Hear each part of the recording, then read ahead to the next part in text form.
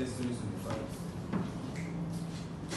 The key figure here is that inflation for August 2025 was 11.5%.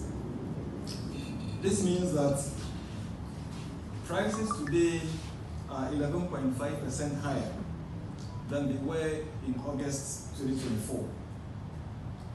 Most importantly, it is an 8th consecutive month of decline and the lowest inflation we observed since October 2021. In July, inflation was 12.1%, and in December, inflation was 23.8%. So you can see that there is a sharp downward trend with regards to inflation movements. That shows a sustained easing of price pressures. On month-on-month basis, we've seen prices fall by 1.3% between July and August 2025. This means that households paid less in August than they paid last month.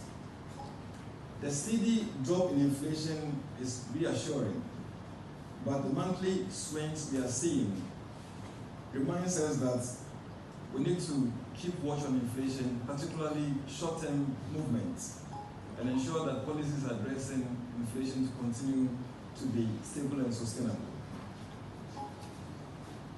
Ladies and gentlemen, I now want to look at some of the key components of inflation.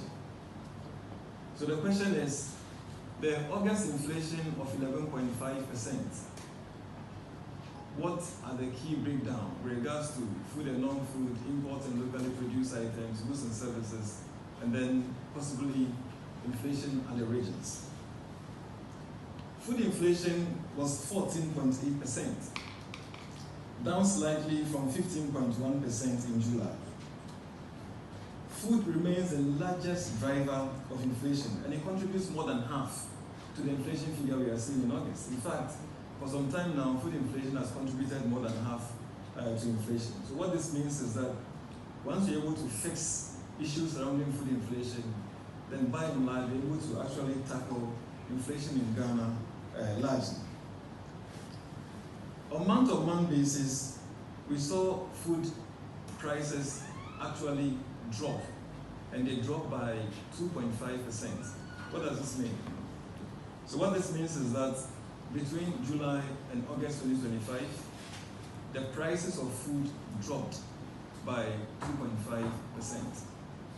So even though the food component in the basket is very high,